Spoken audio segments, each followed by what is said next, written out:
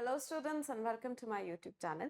Let's start with the next chapter of class 11th NCERT Fundamental of Geography. Class 11th NCERT Fundamental Geography जो book है उसका next chapter start करते हैं. From this chapter onwards we'll be starting with oceanography. Oceanography वाला जो portion है वो अब start होगा. Can we think of the life without water? It is said that the water is life. Water is an essential component of all life forms that exist over the surface of the earth. The creatures on the earth are lucky that it is a water planet, otherwise we would all have no existence. Water is a rare commodity in our solar system. There is no water on sun or anywhere else in the solar system. The earth fortunately has an abundant supply of water on its surface, hence our planet is known as blue planet. So this paragraph is basically telling us that apart from earth no other planet in the solar system has water in its liquid format. बाकी कोई भी जो planet है हमारे solar system में उसमें water liquid format में नहीं exist करता है and इसी वजह से पानी क्योंकि liquid format में earth पे exist करता है इस वजह से earth पे life है. It is because the water exists in liquid format on earth, that's why there is life on earth.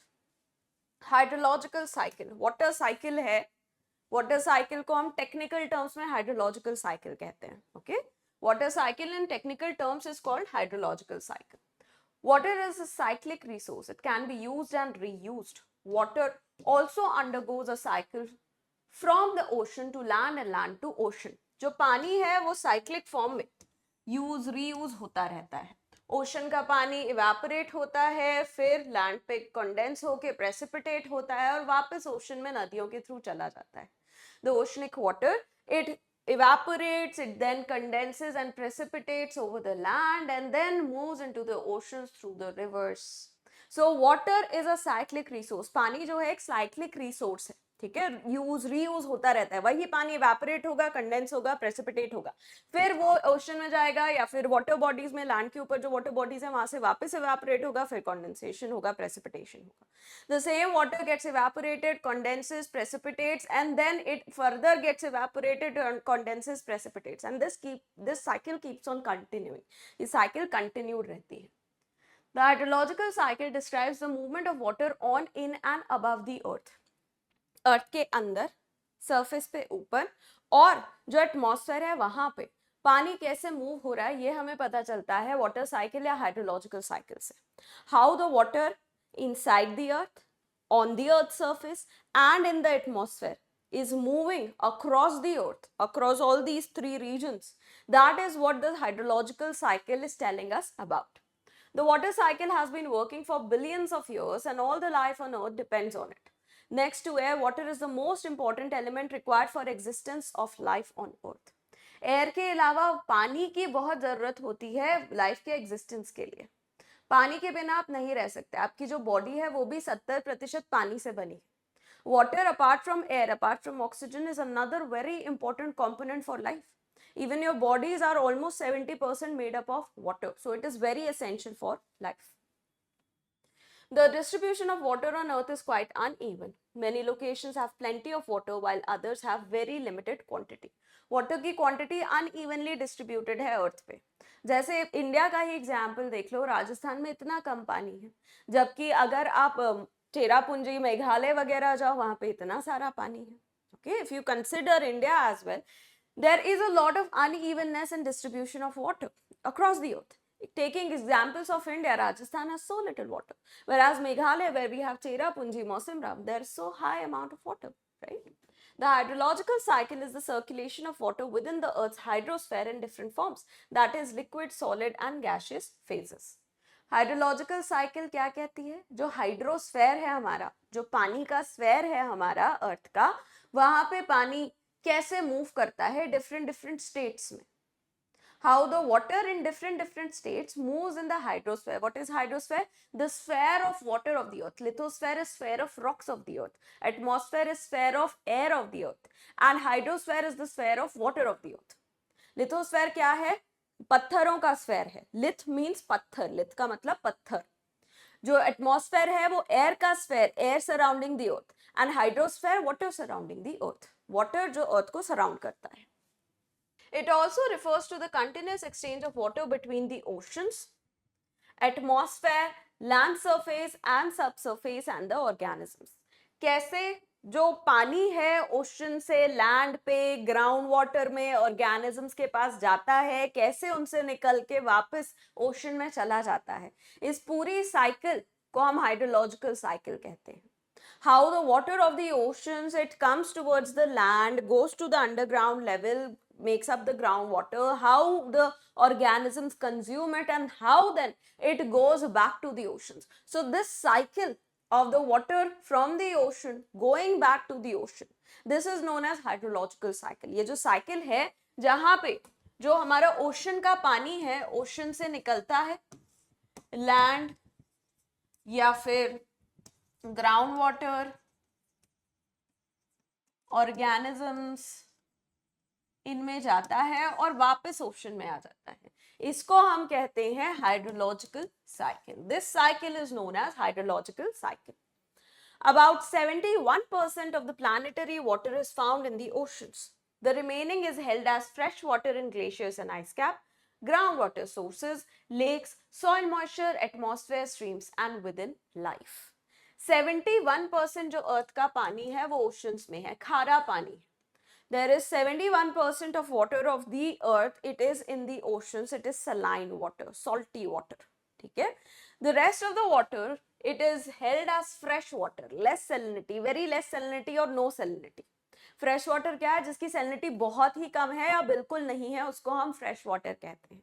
So fresh water कहाँ कहाँ पे है? ये रैंक वाइज स्टेटेड है यहाँ पे. ठीक है. It has been stated here in the ranks of which contains more water than less than less than less and the least.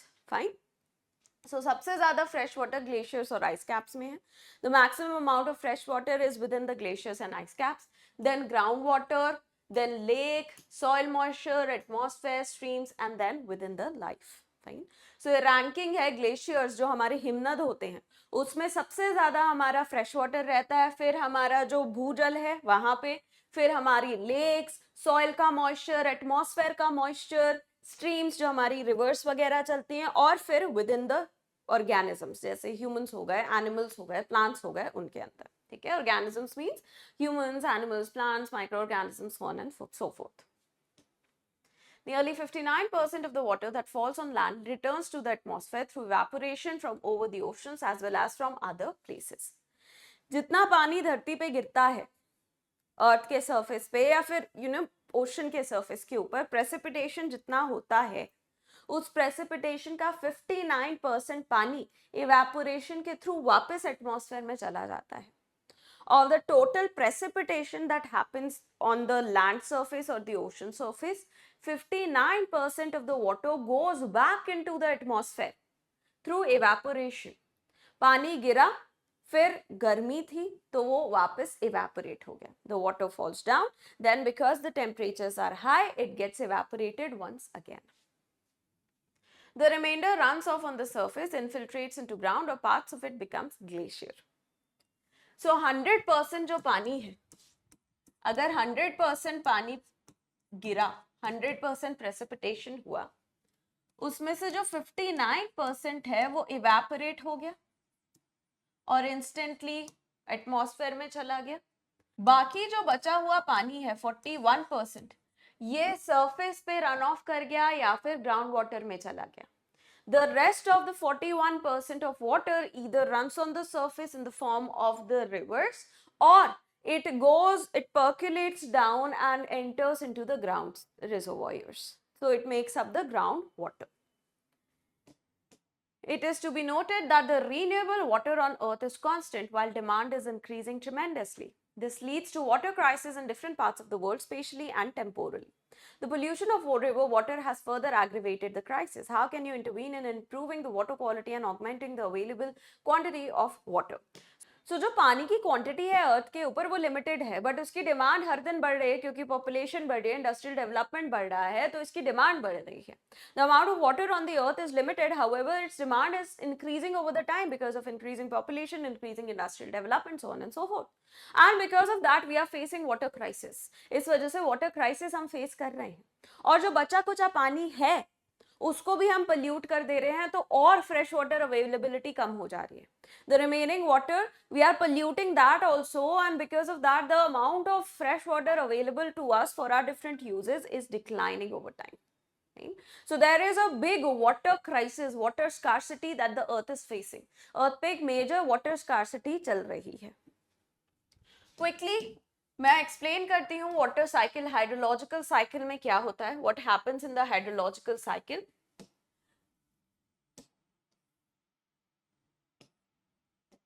So from the water bodies, from the various water bodies across the earth, be it oceans, be it rivers, be it lakes, all the water bodies, इन सारी water bodies, ocean हो, river हो, lake हो, यहाँ से पानी evaporate होता है, the water gets evaporated from over here. After the evaporation, what happens?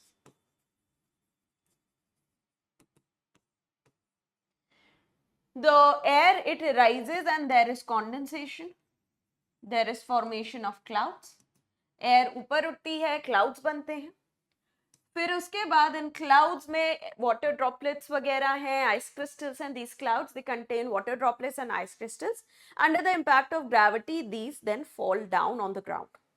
ये फिर ग्रेविटी की वजह से नीचे, इन बादलों से नीचे पानी की बूंदें और आइस के क्रिस्टल्स जो हैं वो नीचे गिरते हैं. इसको हम कहते हैं precipitation. Fine. So this is the entire water cycle. ये है वाटर साइकिल. इवेपोरेशन कहाँ से हो रहा है? ओशन से, रिवर से, लेक से, जो भी वाटर रिजर्व्स हैं वहां से. All the water reserves, they undertake evaporation. There is something else known as evapotranspiration. What is evapotranspiration? The leaves of the trees, they have stomata. जो trees की leaves हैं उनमें stomata होता है. Stomata से जो भी उस plant में extra पानी है ना वो release होता है. The excess water from these trees, they are released into the atmosphere through these stomata. It gets released and this process is known as transpiration. इस process को हम transpiration कहते हैं. When the excess water of the plant get released from it through the stomata, this is known as transpiration. जब plant का जो excess पानी है वो release होता है stomata से, उसको हम transpiration कहते हैं. और ये पानी फिर evaporate हो जाता है और atmospheric moisture में add हो जाता है.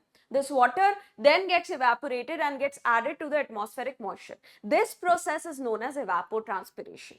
The evaporation of the transpirated water. ये process evapotranspiration कहलाती है. Transpirated पानी का evaporation हो जाता है और वो atmosphere में add हो जाता है. Let us now talk about the relief of the ocean floor. The oceans are confined to the great depressions of the earth's outer layer. जो अर्थ का क्रस्ट है, जब अर्थ क्रिएट हुई थी तब जब क्रस्ट कूल हुआ था उसमें बहुत सारे क्रैक्स और डिप्रेशंस बन गए थे जिनमें पानी भरा और हमारे ओशंस बन के तैयार हुए. When the earth, it was getting created, it started to cool down. The crust contracted because of the cooling. There was a lot of cracks and depressions that got created, and within these cracks and depressions there was filling up of water that created the oceans of the earth. In this section, we shall see the nature of ocean basins of the earth and their topography. The oceans, unlike the continents, merge so naturally into each other that it is hard to demarcate them. जो हमारे oceans हैं, उनको demarcate करना बहुत difficult है. Example, ये Africa है. This is Africa. On this side of Africa, we have Indian Ocean. On this side of Africa, we have Atlantic Ocean. At the bottom of Africa, beyond the 60 degrees south latitude, we have the Southern Ocean. Africa है, Africa के इधर Indian ocean है, इधर Atlantic ocean है और 60 degree south latitude के beyond फिर इसके साउथ में सदर्न ओशन है. क्या आपको कोई लाइन दिख रही है? क्या ऐसी लाइंस क्रिएटेड हैं कि देखो यहाँ तक बस इंडियन ओशन है, यहाँ तक अटलांटिक है और यहाँ से सदर्न ओशन स्टार्ट हो रहा है? ऐसी कोई डिमार्केटेड लाइंस तो है नहीं. हमने इमेजिनरी लाइंस दिमाग में बनाई हुई हैं कि यहाँ 60 डिग्री लैटिट्यूड के बियॉन्ड का जो ओशन रहेगा नॉर्दर्न हेमिस्फीयर में आर्कटिक ओशन, सदर्न हेमिस्फीयर में सदर्न ओशन कहलाएगा. We have made these imaginary lines that okay, this is 60 degree latitude, beyond 60 degree north latitude we have Arctic Ocean, beyond 60 degree south latitude we have the Southern Ocean. But actual physical demarcations are absent. कोई भी physical डिमार्केशंस नहीं है कि यहाँ पे Indian ocean खत्म हो रहा है, यहाँ अटलांटिक शुरू हो रहा है, या यहाँ पैसिफिक खत्म हो रहा है, यहाँ पे सदर्न ओशन शुरू हो रहा है. There are no physical demarcations that, okay, this is where the Atlantic is ending, Indian is starting, or this is where the Pacific is ending and Southern is starting, right? So ऐसे demarcations oceans में नहीं है, lands में फिर भी हम कर सकते हैं. In lands we can anyhow create that, or there are, you know, certain mountain ranges or certain isthmuses, or there are the oceans separating the continents. Oceans है, माउंटेन्स हैं, ये सब कॉन्टिनेंट को सेपरेट कर सकते हैं, बट ओशंस के separation के लिए ऐसे कोई फीचर्स नहीं है. No such features exist for the separation of the oceans. The geographers have divided the oceanic part of the earth into 5 oceans, namely Pacific, Atlantic, Indian, Southern Ocean and the Arctic Ocean. The various sea, bay, gulf and other inlets are part of these 5 large oceans. यहाँ पे correction कर लेना 5. Fine. सो oceans जो है 5 हैं, अर्थ पे 5 oceans हैं जो हमने डिटरमाइन किए हुए हैं. क्या है? बिगेस्ट ओशन पैसिफिक, पैसिफिक जो सबसे बड़ा ओशन है. एटलांटिक सेकंड बिगेस्ट, सेकंड सबसे बड़ा. इंडियन ओशन सबसे वार्म ओशन कहलाता है ये. फिर आर्कटिक ओशन जो सबसे छोटा ओशन है, the smallest ocean. Then we have the Southern Ocean, which is the newest ocean. ये सबसे नया ocean है, ठीक है? This is the newest ocean. A major portion of the ocean floor is found between 3 to 6 kilometers below the sea level. The land under the water of the ocean, that is the ocean floor, exhibits complex and varied features as those observed over the land. Land पे जैसे हमें features दिखते हैं ना, mountains हैं, volcanoes हैं, ये सारी चीजें हमें ओशन बेसिन में भी मिलती हैं. The features that we see on the land, the mountains, the volcanoes, the cracks, the faults, they are also found in the ocean floor. The floors of the ocean are rugged with world's largest mountain ranges, deepest trenches and largest plains. जो हमारा ocean floor है वहां पे दुनिया की largest mountain ranges, जैसे mid Atlantic ridge जो है वो दुनिया की सबसे लंबी माउंटेन रेंज है. The mid Atlantic range is the longest mountain range of the earth. Fine. Then deepest trenches, सबसे नीचे नीचे निचले निचले पार्ट्स. ट्रेंचेस कैसे क्रिएट होता है? जब सबडक्शन होता है. How do the trenches get created? When there is subduction taking place, right? So subduction creates trenches, and which is the plate that subducts? Always the oceanic plate. Oceanic plates he subduct करते हैं, continental plates subduct नहीं करते. तो oceans में ही हमको subduction zones मिलते हैं. We find the subduction zones only in the oceans because it is only the oceanic plates which are subducting. And subduction zones में trenches होते हैं. In the subduction zones we find the trenches. So these deepest trenches are found only in the oceans. We have world's largest plains in the oceans, abyssal plains. दुनिया के सबसे बड़े बड़े plane regions हमारे oceans में हैं, इनको हम अबिसल प्लेन्स कहते हैं. क्लैरियन क्लिपर्टन जोन बहुत न्यूज में है. The Clarion Clipperton zone is very much in news these days because यहाँ पे डीप सी माइनिंग के प्रपोजल्स चल रहे हैं. पॉलीमेटलिक नोड्यूल्स यहाँ पे बहुत सारे मिले हैं. We have found a large amount of polymetallic nodules over here which we want to mine away. Clarion-Clipperton zone is one of the most vast plain regions of the world. ये दुनिया का एक सबसे बड़ा vast plain region है, ठीक है? These features are formed like those of continents by factors of tectonic, volcanic and depositional processes. So जैसे land पे features बनते हैं, उन्हीं processes पे ocean पे भी feature बनते हैं. The oceanic features are created by the same processes as the land features. Let's talk about the divisions of the ocean floor. Ocean floor के divisions की बात करते हैं. The ocean floors can be divided into 4 major divisions: the continental shelf, continental slope, deep sea plain and oceanic deeps. जो ocean floor है 4 major divisions उसके हो सकते हैं. क्या 4 major divisions हैं? Continental shelf, slope, deep sea plain, oceanic deeps. Besides these divisions, there are also major and minor relief features in the ocean floor like ridges, hills, seamounts, guyards, trenches, canyons. इसके अलावा कुछ oceanic features भी हमको मिलते हैं, submarine features भी हमको मिलते हैं ओशंस में. We find a lot of submarine features, relief features in the oceans as well. One by one we'll be going through all of these parts and then the features. एक एक करके हम ये सारे parts और फिर features देखेंगे. First है हमारा continental shelf. The continental shelf is the extended margin of each continent occupied by relatively shallow seas and gulfs. It is the shallowest part of the ocean, showing an average gradient of 1 or even less. The shelf typically ends at very steep slope called the shelf break. So continental shelf क्या है? ये आपका land है. Land का ही जो extension होता है पानी के नीचे, this very gently sloping extension of the land in under the water, this is known as continental shelf. Then ये फिर इधर यहाँ पे आता है continental slope. This is continental shelf, this is continental slope. The region where the continental shelf ends, it ends at a very steep slope and this is known as shelf break.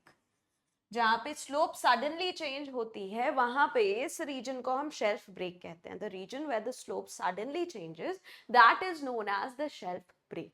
So it is a very gently sloping extension of the continent under the water. continent का ही extension है पानी के नीचे.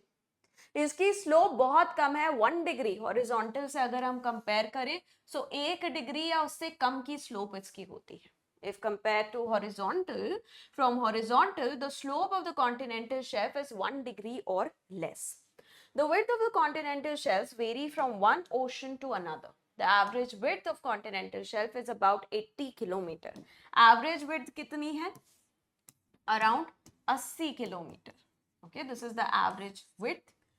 The shelves are almost absent or very narrow along some of the margins like the coast of Chile, the west coast of Sumatra, etc. On the contrary, the Siberian shelf in the Arctic Ocean, the largest in the world, stretches to 1500 kilometer in width. जहाँ पे basically active boundary है, जहाँ पे subduction हो रहे हैं, जहाँ पे कॉन्टिनेंट और ओशन के बीच में सबडक्शन हो रहा है, वहां पे जो हमारे कॉन्टिनेंटल शेल्फ है उनकी विड्थ कम रहती है. The regions where there is active subduction going on, over there the width of the continental shelf is less. And where there is no subduction, there is just a passive boundary, over there the continental shelves are much wider. जहाँ पे passive boundary है, कोई subduction नहीं हो रहा, वहाँ पे जो continental shelves हैं वो बहुत broad है. जैसे जो हमारा Pacific Ocean है, उसके पूरे around the Pacific Ocean, throughout the Pacific Ocean, the circum-Pacific region, there is subduction. In the Pacific ocean के आसपास हर जगह सबडक्शन हो रहा है. इस वजह से पैसिफिक ओशन के मार्जिन्स पे जो कॉन्टिनेंटल शेल्फ है बहुत ब्रॉड नहीं है. At the Pacific Ocean margins, the continental shelf is not very broad because of the constant subduction here and there. Whereas in the Arctic Ocean or even in the Atlantic Ocean, because there is no subduction or very minor levels of subduction taking place, that's why the continental shelves are much wider. Arctic Ocean ले लो, Atlantic Ocean ले लो, वहां पे mainly subduction कुछ भी नहीं हो रहा है, पैसिव बाउंड्रीज ही है. इस वजह से वहां पे जो हमारे कॉन्टिनेंटल शेल्फ्स हैं वो काफी ब्रॉड है. The depth of the shelves also varies. It may be as shallow as 30 meter in some areas, while in some areas it is as deep as 600 meters. इसकी डेप्थ भी very कर सकती है 30 metre से लेके 600 metre तक. ठीक है, from 30 meter to 600 meter. Okay, so if there is a cliff over here, the depth of the shelf region might be much higher. अगर यहाँ पे क्लिफ है तब हो सकता है डेप्थ, शेल्फ रीजन की जो डेप्थ है वो काफी ज्यादा हो सकती है. ठीक है, सो ये भी वेरी कर सकता है. That can also very. The continental shelves are covered with variable thickness of sediments brought down by rivers, glaciers, wind from the land and distributed by waves and the currents. जो हमारे exogenic agents है ना, वो sediments लेके आते हैं land से और कॉन्टिनेंटल शेल्फ पे डिपॉजिट कर देते हैं. The exogenic agents, they bring the sediments from the land and deposit them on the continental shelf. Exogenic agents we have studied in geomorphology. सारे exogenic agents हमने geomorphology में पढ़े हुए हैं. Wind, flowing water, then we have glaciers, we have coastal waves. Massive sedimentary deposits received over a long time by the continental shelves become the source of fossil fuels.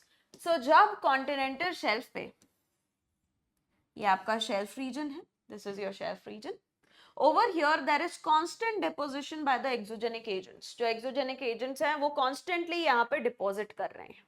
क्या deposit कर रहे हैं? Inorganic matter और organic matter का mix, they are depositing a mixture of organic and inorganic matter. This organic matter that is being deposited by these exogenic agents, it is this organic matter that over millions of years gets converted into fossil fuels. ये जो organic matter है ना, जो exogenic agents deposit कर रहे हैं यहाँ पे, मिलियन और मिलियन साल बाद यही ऑर्गेनिक मैटर फॉसिल फ्यूल्स में कन्वर्ट हो जाता है। इस वजह से majority of petroleum and natural gas that we are finding is found in the continental shelf region. इस वजह से जो मेजॉरिटी हमें पेट्रोलियम और नेचुरल गैस मिलता है वो कॉन्टिनेंटल शेल्फ रीजन से ही मिलता है। मुंबई हाई देख लो, take the case of Mumbai high, that is also in the continental shelf region of India, वो भी कॉन्टिनेंटल शेल्फ रीजन में ही है Mumbai high.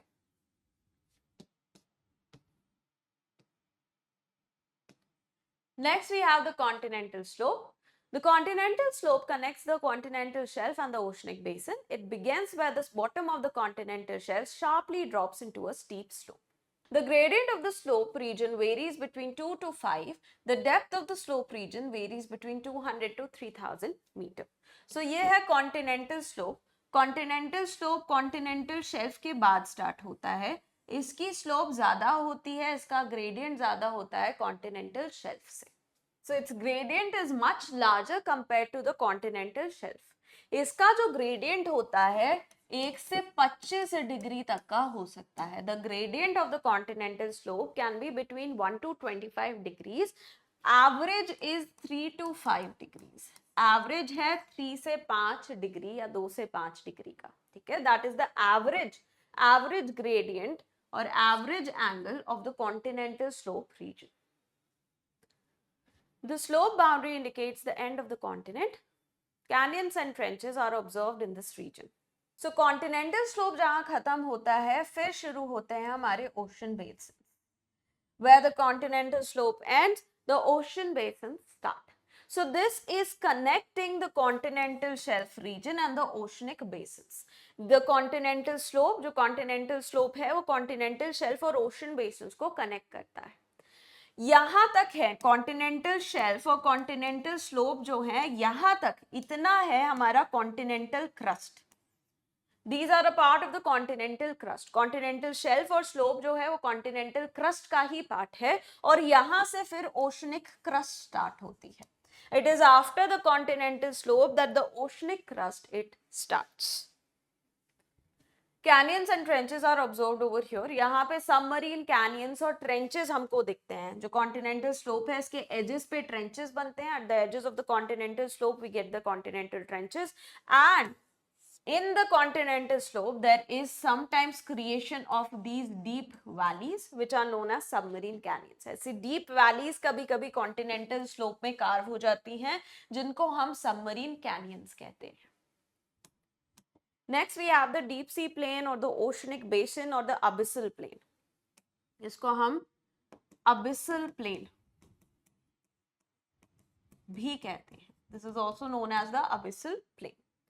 Deep sea plains are gently sloping regions of the oceanic basin. These are the flattest and smoothest regions of the world. The depth vary between 3000 to 6000 meters. These plains are covered with fine-grained sediments like clay and silt.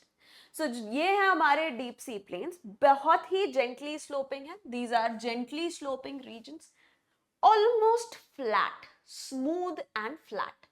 बिल्कुल smooth, almost बिल्कुल समतल या flat होते हैं. ठीक है, so starting होती है कॉन्टिनेंटल शेल्फ से, जो भी ऑलमोस्ट फ्लैट बहुत कम स्लोप के होते हैं, फिर थोड़ी ज्यादा स्लोप वाले हमारे कॉन्टिनेंटल शेल्फ आते हैं, फिर वापस फ्लैट स्लोप वाले रीजन्स आ जाते हैं, right. We start with the continental shelf which is almost flat slope, then we have more slope region that is the continental shelf, and again the flat slope region. So दो parallel lines को अगर connect करना है आपको, ऐसा एक high slope वाली line बनानी पड़ती है ना, तो ऐसे ये पैरेलल लाइंस जो हैं, ये कॉन्टिनेंटल शेल्फ हो गया, ये आपका ओशन बेसिन हो गया, या अबिसल प्लेन या डीप सी प्लेन हो गया, और यहाँ पे आपका कॉन्टिनेंटल स्लोप हो गया। So if you have to join two parallel lines, you'll have to connect that with a line which is of steeper slope. So these parallel lines, this is continental shelf, this is abyssal plain, and this is the continental slope. यहाँ पे जो हमारा abyssal plain है, यहाँ पे भी बहुत fine sediments होते हैं. There is very fine sediments that are deposited over the abyssal plain. Next we have the oceanic deeps or trenches. These areas are the deepest parts of the oceans. The trenches are relatively steep-sided narrow basins. They are some 3 to 5 kilometers deep than the surrounding oceanic floor. They occur at the base of continental slope and along the island arcs and are associated with active volcanoes and strong earthquakes. So यहाँ पे जब subduction होता है, ये आपकी continental plate है. This is your continental plate. This is the oceanic plate that is subducting under. ये आपकी continental plate है. ये oceanic plate है जो इसके नीचे subduct कर रही है. So long, बहुत long इस पूरे region में ये जो deep trenches हैं, these deep trenches, they stretch for this entire region where the subduction is taking place. इस पूरे region में trenches रहेंगे जिस पूरे region में subduction हो रहा है. So ये जो these long deep regions of the oceans are known as trenches. ये जो बहुत लंबे deep regions हैं oceans के, उनको हम कहते हैं oceanic trenches. इनकी depth 3 से 5 किलोमीटर भी हो सकती है. Their depth can be 3 to 5 kilometer. They have very steep sides, narrow basins, steep sides, narrow basins. Sides इनके बहुत steep है, slope बहुत high रहती है, basin बहुत narrow है, जो बीच का intervening region है वो बहुत ही छोटा सा रहता है, और ये बहुत लंबे हो सकते हैं. They can go on for kilometers and kilometers. They can be very long. ये बहुत लंबे हो सकते हैं. यहाँ पे क्योंकि subduction हो रहा है, of course यहाँ पे earthquakes और volcanoes आएंगे. Because of heavy subduction, of course these regions, they experience earthquakes, they experience volcanic activity. This is why they are very significant in study of plate movements. As many as 57 deeps have been explored so far, of which 32 are in Pacific Ocean, 19 in Atlantic Ocean, 6 in Indian Ocean. ठीक है? क्योंकि यहाँ earthquake volcano होते हैं, इस वजह से geomorphology में जो plate tectonics होता है, उसकी study के लिए बहुत useful होते हैं. Because there are earthquakes and volcanoes taking place in these trench regions. That's why they are very important for the study of plate tectonics. What is the difference between a deep and a trench? एक deep और एक trench में difference क्या है? मैंने क्या बोला था? ये trenches बहुत लंबे हो सकते हैं. These trenches can be very long. Just like the mountain ranges can be very long. जो हमारी mountain ranges होती हैं वो भी बहुत लंबी हो सकती है. ठीक है? ये जैसे एक mountain range है. Let me make it with a red pen से बनाती हूँ. ये एक mountain range है. Fine. So this is a mountain range. Reverse it, we get a trench. इसको reverse कर दो.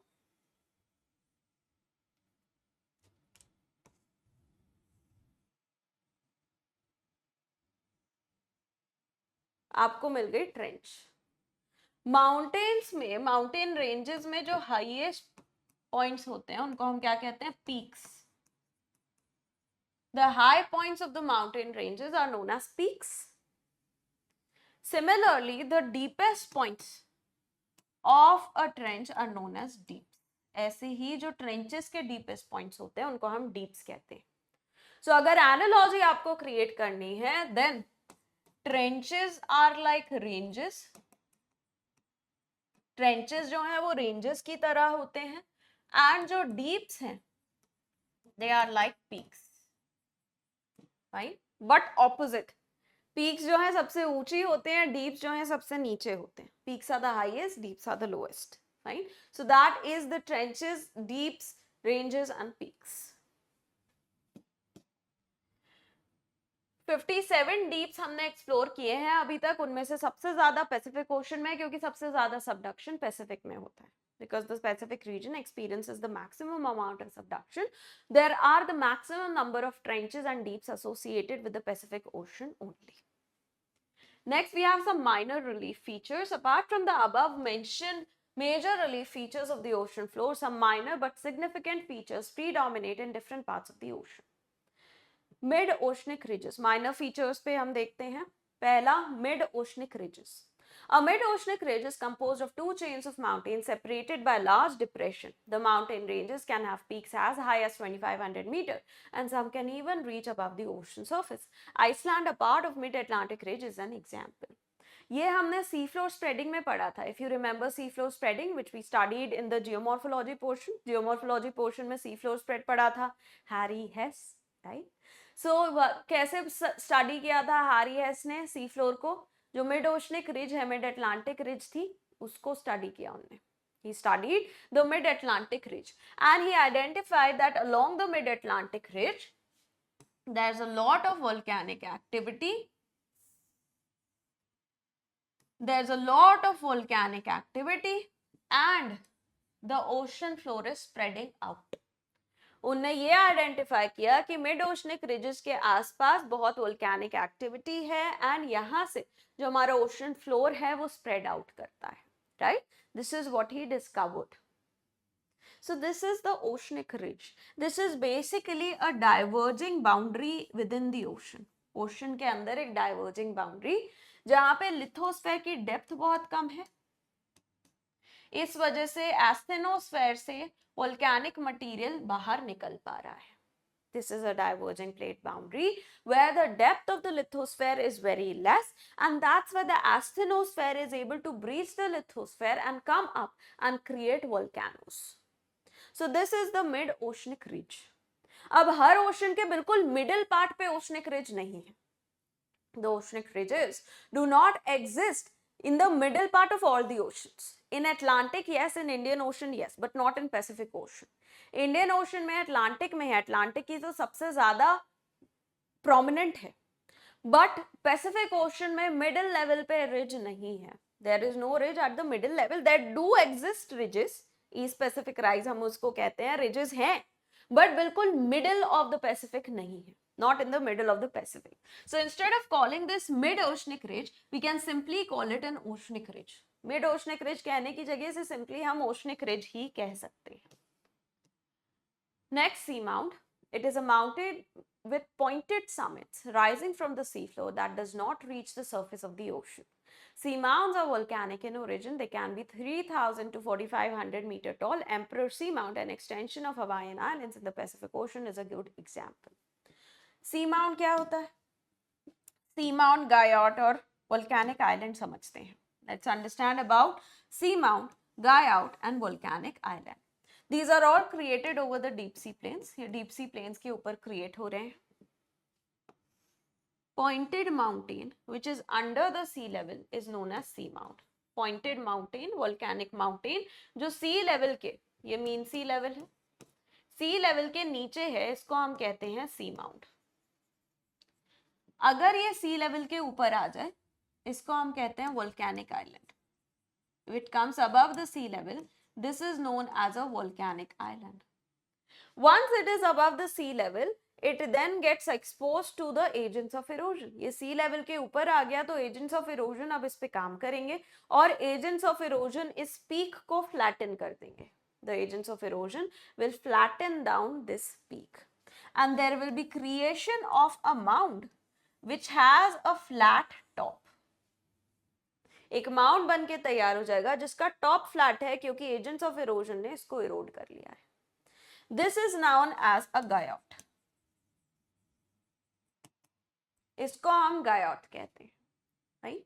सो अगर सी लेवल के नीचे है तो सी माउंट, सी लेवल के ऊपर है तो वोल्केनिक आइलैंड. वोल्केनिक आइलैंड का इरोजन हो गया, गायोट बन गया. If it is under the sea level, it is sea mount. Above the sea level, then it is a volcanic island. Then if the volcanic island stays above the sea level, it gets eroded and gets converted into a gayote over the time. So this is seamount, volcanic island and gayote. ये हो गया seamount, volcanic island and gayote. जो Emperor Seamount है ये भी एक underwater mountain है हवाई के आसपास. The Emperor Seamount is an underwater mountain near Hawaii. It is a seamount. It is an example of a seamount. ये seamount का ही example है. Next है submarine canyons. These are deep valleys, some comparable to the Grand Canyon of the Colorado River.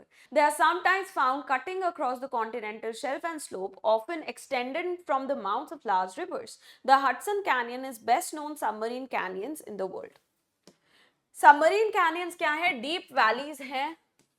यहाँ पे देखो, ये है submarine canyon. This is a submarine canyon, a deep valley. A deep valley that has been created in the continental margin, in the continental slope mainly, and also in the continental shelf. So this is a submarine canyon. एक underwater valley है. This is an underwater deep valley. Deep, बहुत deep, गहरी valley. water के surface के नीचे.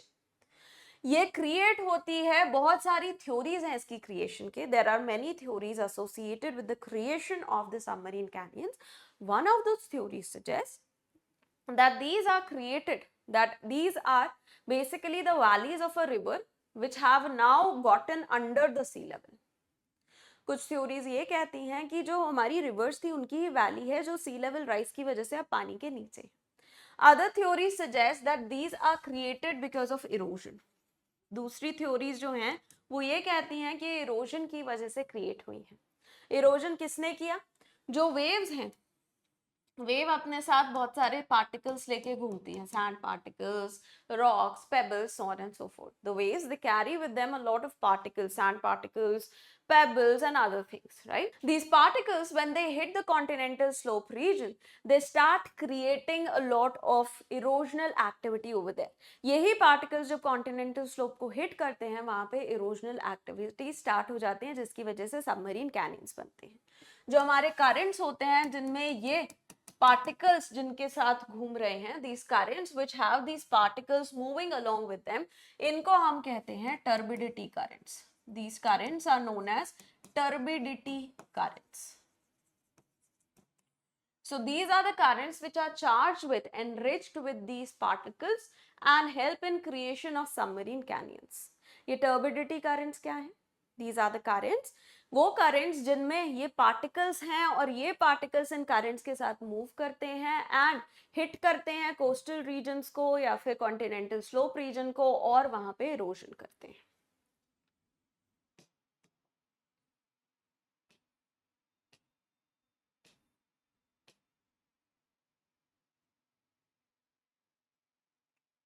Next we have the guyots. I've already explained to you what a guyot is. मैंने already explain कर दिया है ये क्या होता है.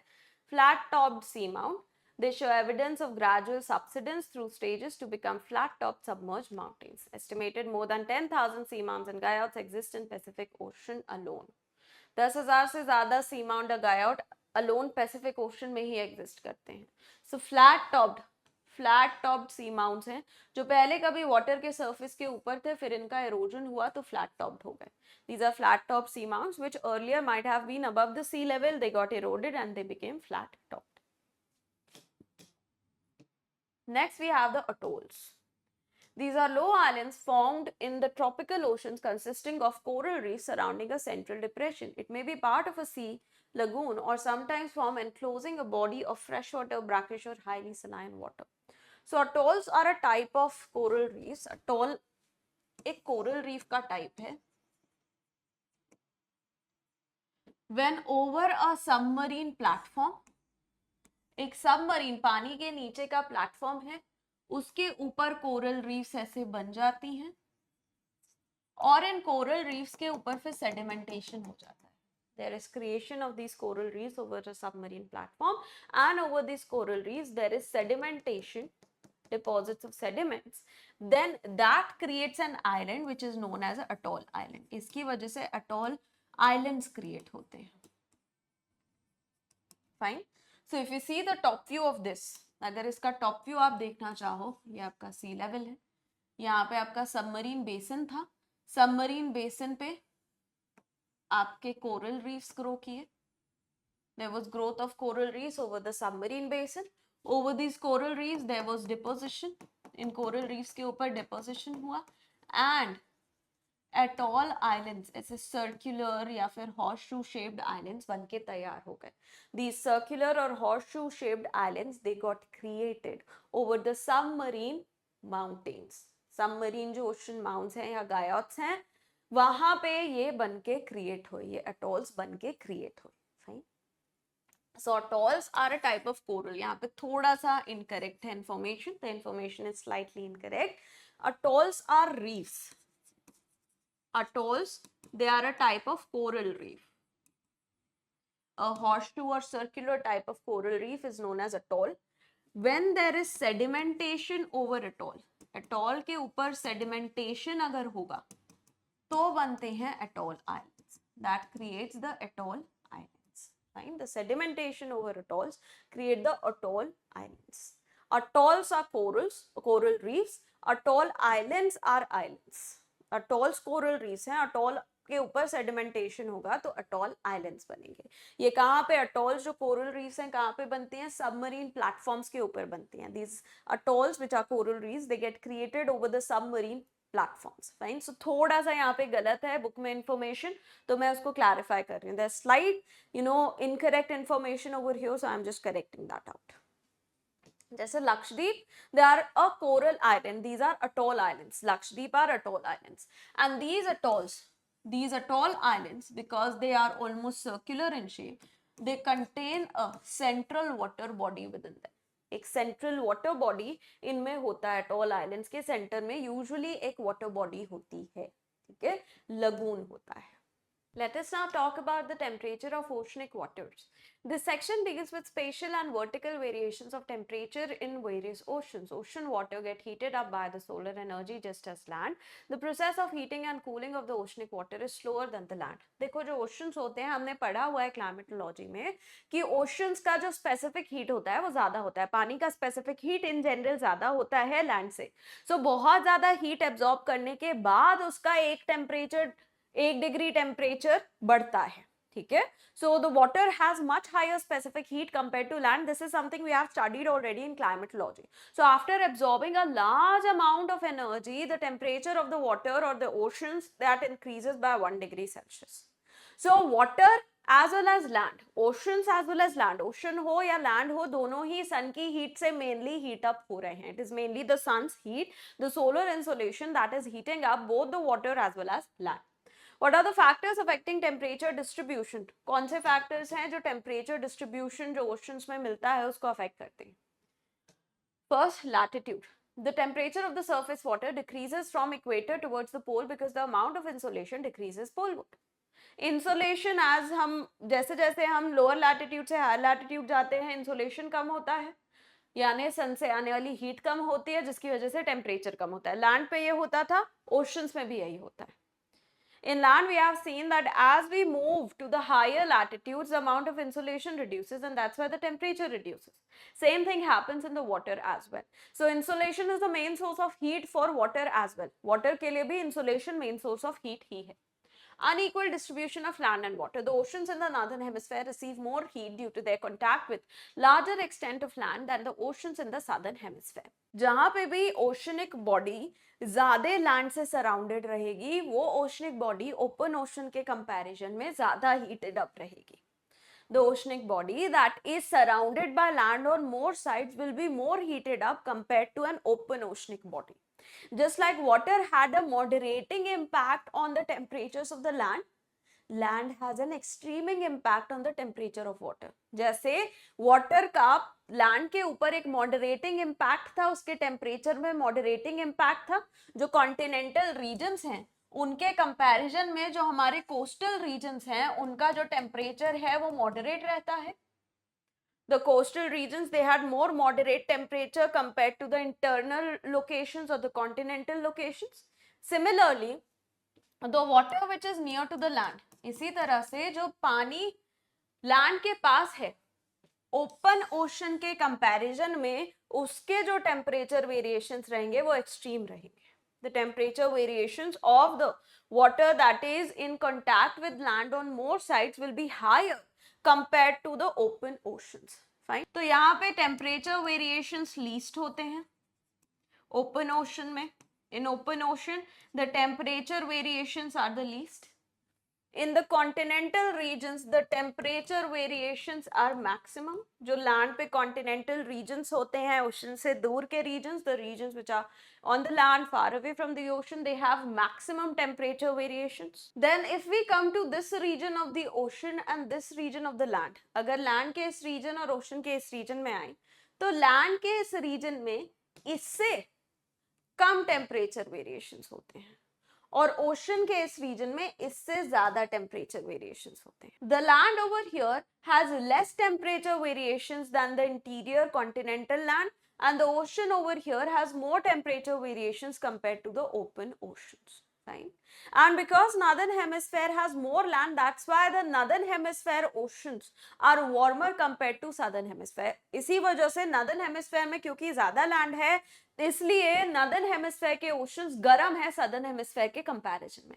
ऐसे ही अगर Bay of Bengal और Arabian Sea को भी देखो, Bay of Bengal ज्यादा side से land से connected है, land से surrounded है. Arabian Sea थोड़ा open ocean है. Arabian Sea is a slightly open ocean. Compared to that, the Bay of Bengal is more enclosed water body. And that is why the Bay of Bengal, it is warmer compared to the Arabian Sea. इस वजह से Bay of Bengal जो है Arabian Sea से गर्म रहता है. Next we have prevailing winds. The winds blowing from land towards the ocean drive warm surface water away from the coast, resulting in upwelling of cold water from below. This results into longitudinal variation in the temperature. Contrary to this, the onshore winds pile up warm water near the coast and this raises the temperature. So क्या होता है? जो हमारी offshore winds होती हैं, winds जो land से पानी की तरफ flow कर रही हैं, the winds which move like this is the land and this is water. So winds जो land से पानी की तरफ flow कर रही हैं, the winds which are flowing from land towards the water, they drag along with themselves the surface water. वो अपने साथ surface water को drag करती हैं और इसकी dragging away की वजह से नीचे से ठंडा पानी ऊपर आता है. Because of the dragging effect of these winds, the warmer water it gets removed, the warmer surface water gets removed and cooler water from the bottom comes up on the surface. Similarly, if we have winds which are moving from the sea towards the land, these are the onshore winds. वो winds जो sea से land की तरफ move कर रही हैं, onshore winds, ये क्या करती हैं? जो गर्म surface का पानी है उसको यहाँ पे land के पास इकट्ठा कर देती हैं. They cause the accumulation of the warmer water near the land, making the ocean near the land warmer compared to the other parts of the ocean. Right? So this is the impact of the winds. ये है winds का impact. Next, ocean currents. Warm ocean currents raise the temperature in cold areas, whereas the cold currents reduce the temperature in warm ocean areas. Gulf Stream raises the temperature near eastern coast of North America and the west coast of Europe, while the Labrador current lowers the temperature near the northeastern coast of North America. अभी next chapter में हम currents के बारे में पढ़ेंगे. We'll study about currents in the next chapter, and there you will see that how the currents, they can be warm, they can be cool. If the water is moving from lower latitudes to the higher latitudes, these water currents, they will be warm currents, and if they are bringing water from the higher latitudes to the lower latitudes, these will be cold currents.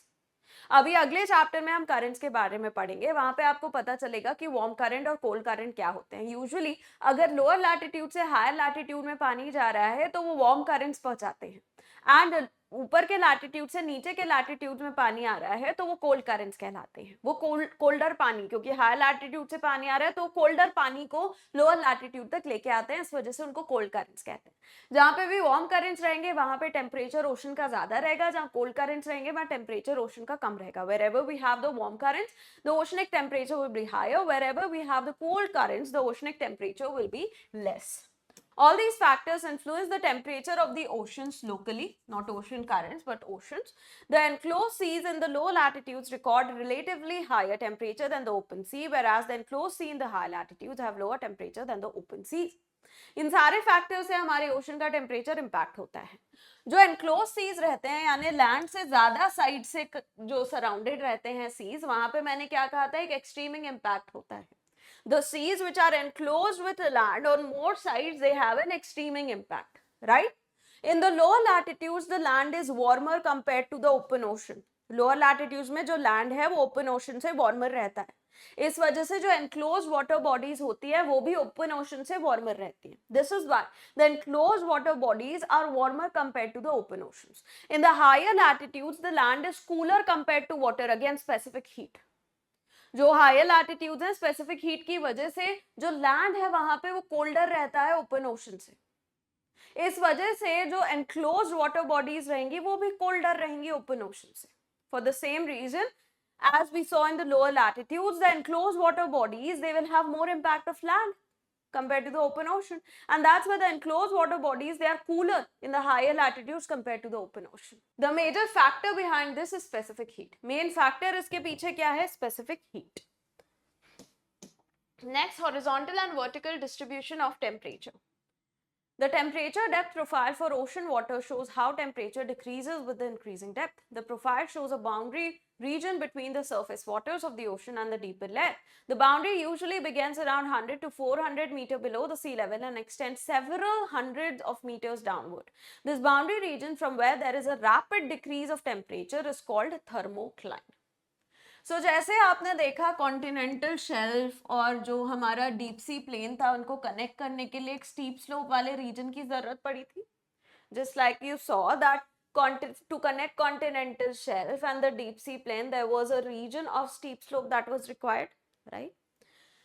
Similarly in case of temperature what happens is, temperature के case में, vertical distribution of temperature के case में क्या हो रहा है,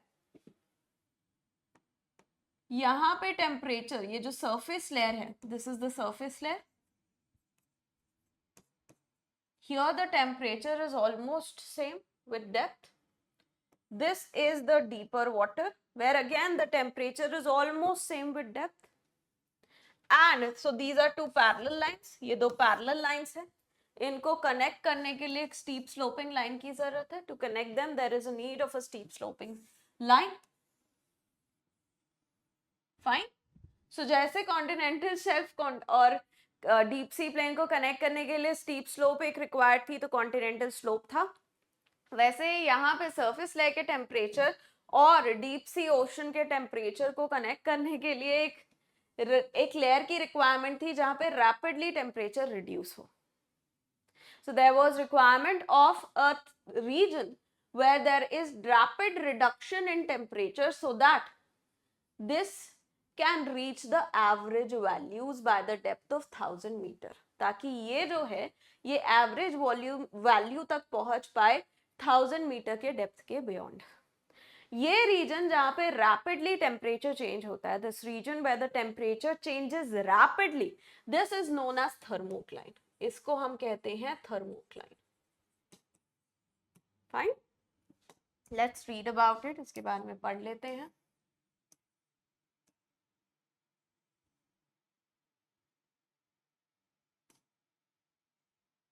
This boundary region from where there is a rapid decrease of temperature is called thermocline. About 90% of total volume of water is found below the thermocline in the deep sea zone. In this zone, temperatures approach 0 degree Celsius. 90% of water जो है वो thermocline के नीचे मिलता है, that means 1000 metre के depth के नीचे मिलता है, और यहाँ का temperature approximately 2 to 4 degree Celsius रहता है, which is very near to 0 degree Celsius. जो थर्मोक्लाइन रीजन है उसके नीचे 90% पानी मिलता है हमारे ओशंस का. 90% of the water of the oceans is found under the thermocline. यहाँ पे टेम्परेचर जो पानी का है, थर्मोक्लाइन के नीचे पानी का टेम्परेचर 2 से 4 डिग्री रहता है, जो 0 डिग्री के काफी करीब है. The temperature structure of ocean over middle and lower latitudes can be described as 3-layer system from surface to the bottom. The first layer represents the top layer of the warm ocean water and is about 500 meter thick with temperature ranges between 20 to 25 degree. जो हमारे middle और lower latitudes हैं वहां पे ये जो 3 layers हैं ये बनती हैं, सरफेस लेयर, थर्मोक्लाइन लेयर और deep layer. In the middle and lower latitudes these 3 distinct layers, that is the surface layer, thermocline layer and the deep water, these layers they get created. The first layer, surface layer, is where the temperature of the surface of the ocean surface is mimicked. is replicated. इस पूरी layer में, ये जो surface layer है, इस पूरी layer में almost वही temperature रहता है जो बिल्कुल water के surface पे, almost same temperature as seen on the water surface. It continues in this entire layer. इस लेयर की डेप्थ यहाँ पे 500 मीटर है, 500 मीटर नहीं होती, 200 से 400 मीटर की होती है इसकी depth. The depth of this layer is 200 to 400 meter. And here the temperatures can range between 20 to 25 degree. यहाँ पे temperatures जो है 20 से 25 डिग्री हो सकता है. This layer within the tropical region is present throughout the year, but in mid latitudes develop only during the summers. Mid latitudes में बस summers में ही ये layer develop होती है. क्यों? क्योंकि winters में oceans भी बहुत ठंडे हो जाते हैं. Because in the winters even the oceans of the mid latitudes become cooler because of the shift of the sun, the apparent shift of the sun. सन का अपरेंट शिफ्ट होता है जिसकी वजह से मिड लैटिट्यूड्स में विंटर के time जो पानी है वो भी ठंडा हो जाता है. ठीक. लोअर लैटिट्यूड्स जो हमारे ट्रॉपिक्स हैं वहां पे साल भर ये लेयर एग्जिस्ट करती है. This layer exist through out the year in the lower latitudes. Fine.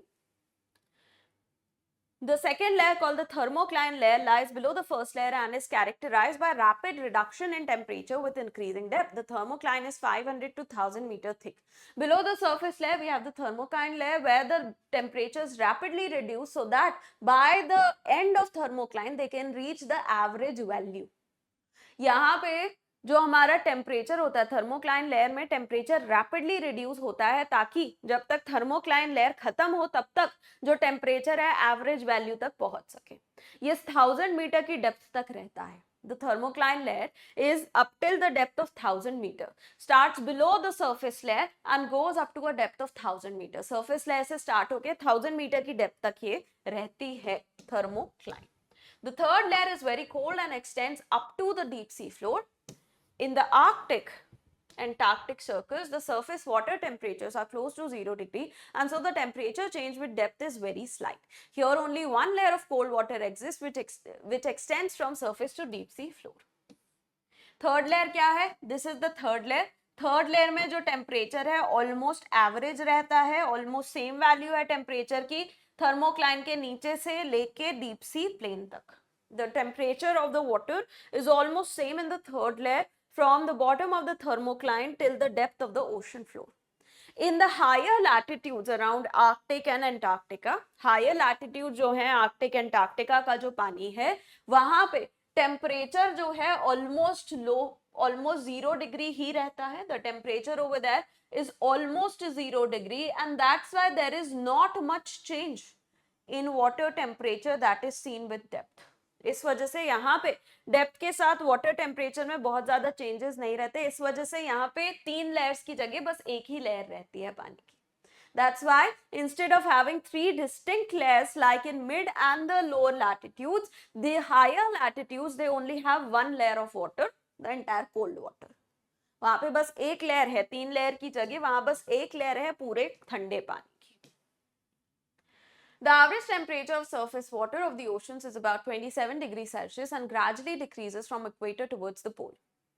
Equator से pole की तरफ जाओगे जो तो temperature कम ही होगा. As you move from the equator to the poles, the temperature will reduce. Average temperature is 27 degrees Celsius. Average temperature 27 degree. Rate of decrease of temperature with increasing latitude is generally 0.5 degrees Celsius per latitude. ये एक general trend है. Local variations होते हैं इसमें. This is a general trend. There are a lot of local variations over here. The temperature usually reduces by 0.5 degree per latitude. Her latitude पे 0.5 degree temperature reduction होता है. एक average trend है. This is an average trend. The average temperature is around 22 degrees Celsius at 20 degree latitude, 14 at 40 degree and almost 0 near the poles. जो temperature है average temperature ocean का 20 degree पे 20 degree latitude पे 22 degree Celsius, 14 degree Celsius, 40 degree latitude पे and poles पे almost 0 degree Celsius. The oceans in northern hemisphere record relatively higher temperature than southern hemisphere. ये हमने already देख लिया है क्यों होता है. We have already seen why the northern hemisphere oceans they are warmer compared to the southern hemisphere. Northern hemisphere के ocean southern hemisphere से warm है, ये हमने already देख लिया है. The highest temperature is not recorded at the equator but slightly towards the north of it. ये एक जनरल हमने पैटर्न बनाया था कि इक्वेटर से पोल पे जाओगे तो टेम्परेचर रिड्यूस होगा. This is the general pattern we had created, that as we move from equator towards the pole the temperature reduces. But the highest temperature is not found at the equator but slightly to the north of it. Actual में जो highest temperature है oceans का वो exactly equator पे नहीं मिलता, उसके हल्के से नॉर्थ में मिलता है. ऐसा क्यों होता है? क्योंकि इक्वेटर पे there is constant low pressure, there is creation of clouds which subdue और reduce the amount of insulation causing a reduced warming of the ocean. Why this is happening?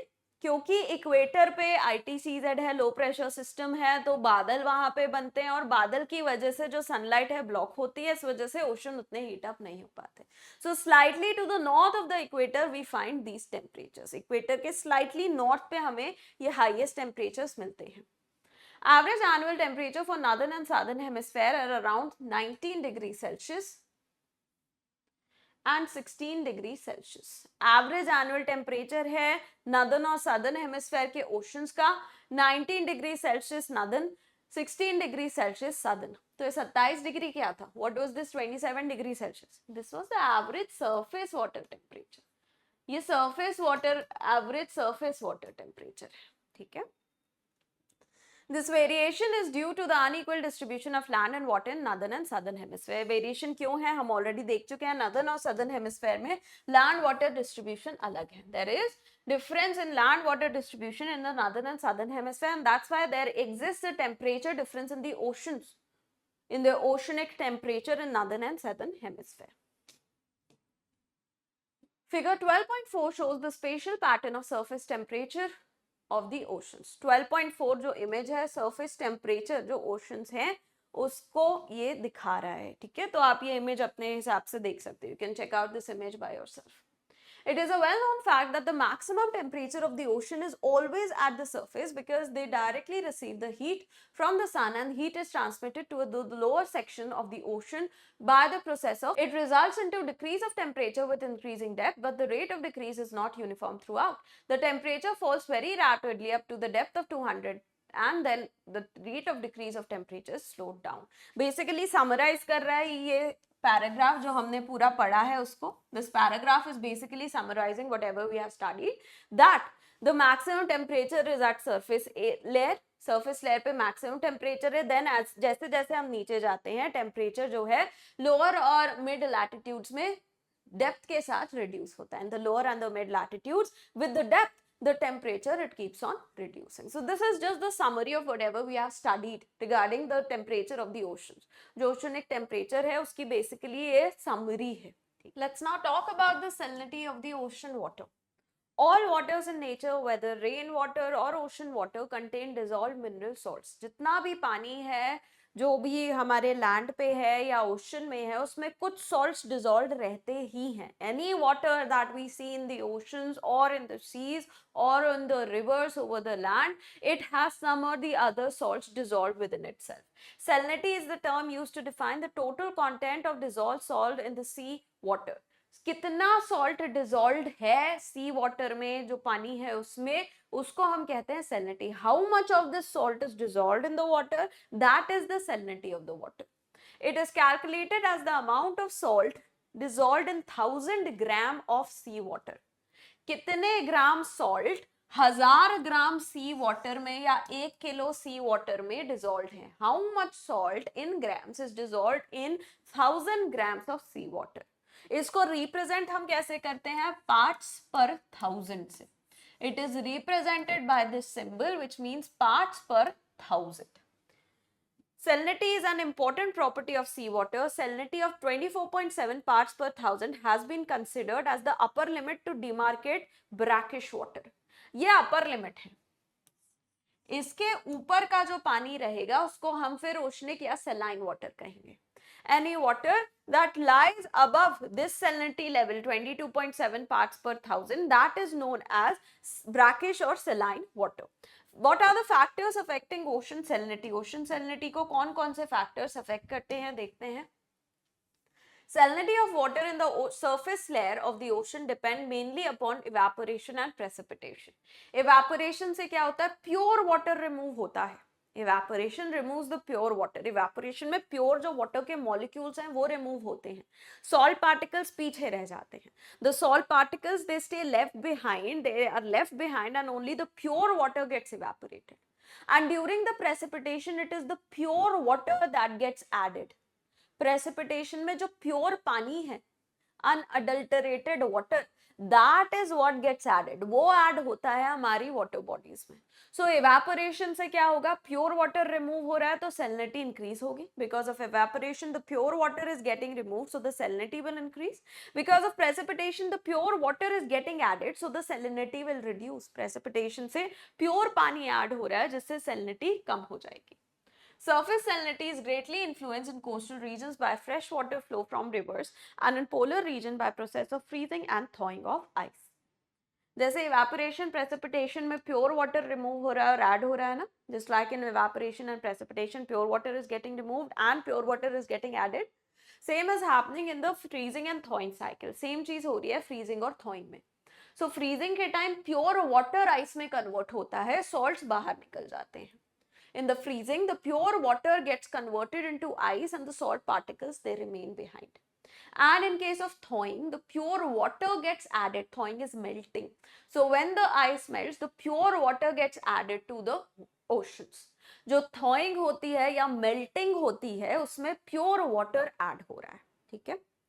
उसके अलावा कोस्टल रीजन में कहीं पे अगर river का mouth है, if there is the mouth of river in the coastal region, the rivers they carry fresh water. Rivers जो है ये फ्रेश पानी लेके जा रही हैं. इस वजह से ये जो रिवर्स हैं इनके माउथ के आसपास के जो ओशन के पार्ट्स होंगे, the oceanic parts near the mouth of these rivers, they will have slightly less salinity compared to the other regions. बाकी रीजन के कंपैरिजन में यहाँ पे salinity थोड़ी कम रहेगी. Wind also influences salinity of an area by transferring water to other regions. जो winds होते हैं उनकी वजह से water movements होते हैं. अभी next chapter में हम देखेंगे. We'll see in the next chapter how the winds they help in movement of water. So the winds they help in the mixing of the water, the less saline and the more saline waters. So winds जो हैं वो पानी को mix करती हैं, less saline और more saline पानी को mix करती हैं. The ocean currents contribute to salinity. Salinity, temperature and density of water are interrelated. जो हमारे वार्मर करंट्स होते हैं लोअर लैटिट्यूड से आते हैं वो सलाइन वाटर लेके आते हैं. जो हमारे कोल्डर करंट्स होते हैं वो लेस सलाइन वाटर लेके जाते हैं हाई लैटिट्यूड से lower latitude. The oceanic currents, the warm oceanic currents, they carry warmer saline waters from the lower latitude to the higher, and the cold oceanic currents, they carry less saline water from the higher latitudes to the lower latitude. Salinity, temperature and density of water are interrelated, hence any change in temperature or density influences the salinity of water in an area. ये तीन properties हैं पानी की, temperature, salinity और density, वो एक दूसरे पे इंटरडिपेंडेंट हैं. All these three properties they are very much related with each other and any changes in one can cause changes in the other. किसी भी एक में कुछ चेंजेस होंगे तो बाकी में भी चेंजेस आएंगे. जो लास्ट स्टेटमेंट है चेंजेस इन टेम्परेचर और डेंसिटी इन्फ्लुएंस सैलिनिटी, थोड़ा सा इनकरेक्ट है. This statement is slightly incorrect. Why? Because it is density that is dependent upon temperature and salinity. Density temperature और salinity पे dependent है, ना कि salinity temperature और density पे. Density salinity से change होता है, ना कि salinity density से. It is the density which changes because of salinity and not the salinity which changes because of density. ये dependent variable है. This is a dependent variable which depends on this, not vice versa. उल्टा नहीं है. ये dependent variable है जो इस पे डिपेंड करता है, उल्टा नहीं है कि ये डिपेंडेंट है इस पे, नहीं, ये इस पे डिपेंड करता है. ठीक है. सो जब भी सैलिनिटी बढ़ती है डेंसिटी बढ़ती है, सैलिनिटी कम होती है डेंसिटी कम होती है. Whenever the salinity increases density increases, when salinity reduces the density reduces. Similarly, when temperature increases density reduces and vice versa. When temperature बढ़ता है जब टेम्परेचर डेंसिटी कम होगी, और उल्टा भी सही है कि टेम्परेचर जब कम होगा डेंसिटी बढ़ेगी. ये हम ऑलरेडी देख चुके हैं in climatology as well. We have seen this in climatology as well. Highest salinity water body सबसे ज्यादा lake one Turkey 330 parts per 1000, फिर डेड सी और Great Salt Sea. Let's study about the horizontal distribution of salinity. Salinity का जो horizontal distribution है वो समझते हैं. The salinity for normal open ocean ranges between 33 parts per thousand to 37 parts per thousand. In the landlocked Red Sea, it is as high as 41 parts per thousand, while in estuaries and the Arctic, the salinity fluctuates from 0 to 35 parts per thousand seasonally. In hot and dry regions where evaporation is high, salinity sometimes reaches up to 70 parts per thousand. In general, जो हमारे open oceans हैं, वहाँ पे ये है range salinity की. जो enclosed हमारे seas हैं, जहाँ पे बहुत ज़्यादा पानी का आदान प्रदान नहीं है, there is not much exchange of water in the more enclosed seas like Red Seas, the salinity is slightly higher. Lower latitude है तो evaporation काफी है. Red Sea में कोई भी fresh water के inputs है नहीं कि कोई river आए या ज़्यादा बारिश हो जाए. इस वजह से रेड सी की सैलिनिटी बहुत ज़्यादा है क्योंकि फ्रेश वाटर ऐड नहीं हो रहा प्रेसिपिटेशन और रिवर्स की वजह से, और रिमूव होता जा रहा है इवेपोरेशन से. The Red Sea, which is an enclosed water body, has slightly higher salinity. Why? Because it is at lower latitude, there is constant evaporation, there is no addition of fresh water because there is no river mouths in the Red Sea, or there is not much precipitation that happens over Red Sea, right? That's why Red Sea has a high salinity. इस वजह से Red Sea की salinity ज़्यादा है.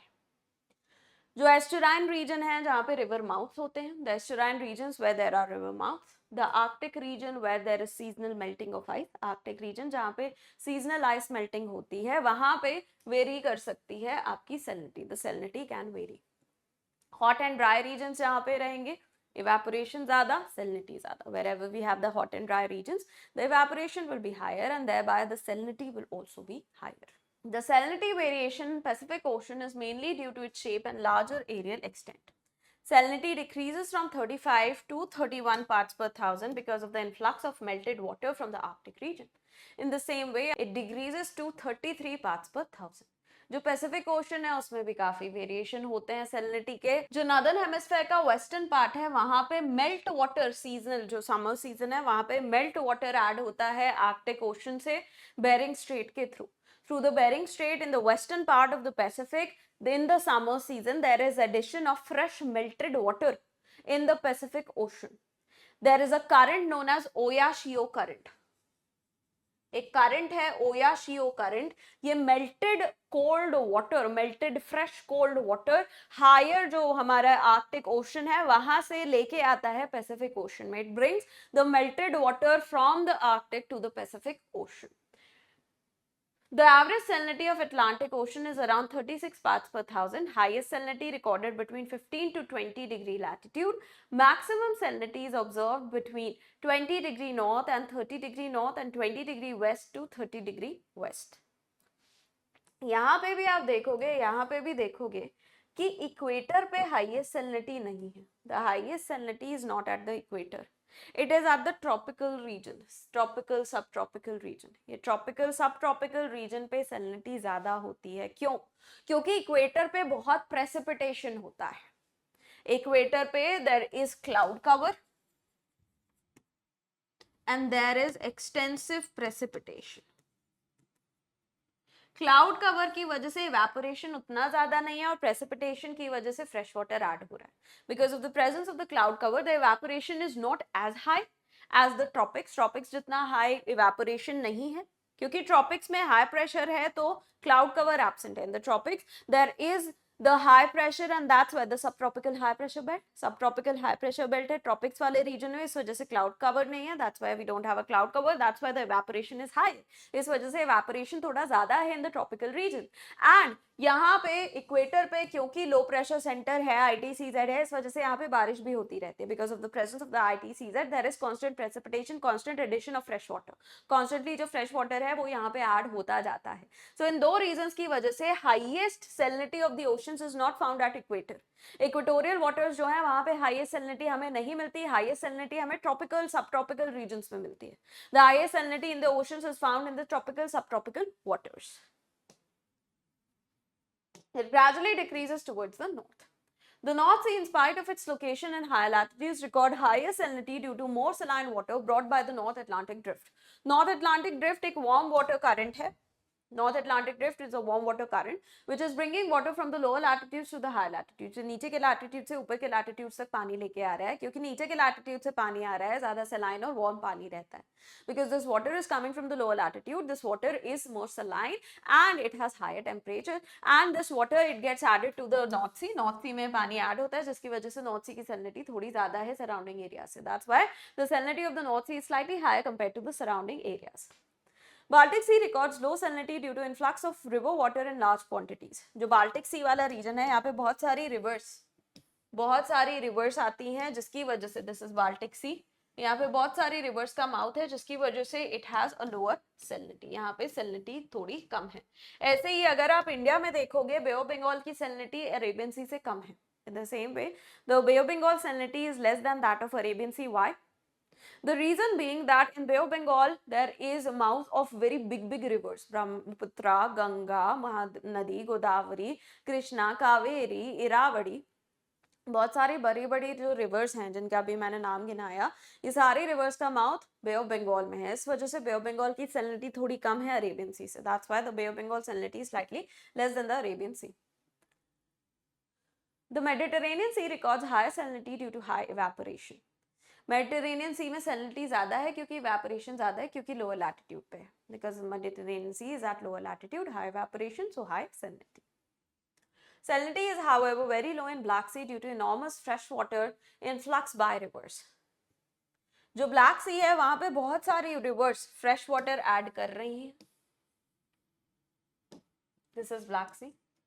Rivers like Danube, like Dnieper, like Dniester, they are all adding fresh water to the Black Sea. ये सारी जो rivers हैं जिनके मैंने अभी नाम गिनाए, ये सारे fresh water add कर रही हैं Black Sea में, जिससे Black Sea की salinity काफी कम है. The average salinity of Indian Ocean is 35 parts per thousand. The low salinity trend is observed in Bay of Bengal due to influx of river water. On the contrary, Arabian Sea shows high salinity due to high evaporation, low influx of fresh water. Indian Ocean की average salinity 35 parts per thousand है. Bay of Bengal come saline है Arabian Sea से. Average salinity 35 parts per thousand. Bay of Bengal less saline compared to the Arabian Sea. This we have already talked about. इसकी बात हमने already कर ली है. Next, we have vertical distribution of salinity. Salinity changes with depth, but the way it changes depends upon the location of sea. जैसे temperature change हो रहा था ना depth के साथ, वैसे ही salinity भी change होती है. और कहाँ पे किस ओशन की बात कर रहे हैं, किस लैटिट्यूड के ओशन की बात कर रहे हैं, उस पर डिपेंड करेगा कि salinity डेप्थ के साथ वहां कैसे चेंज होगी. On the basis of the location, the latitudinal location of the waters, it will be determined how the salinity of the water of that region will change.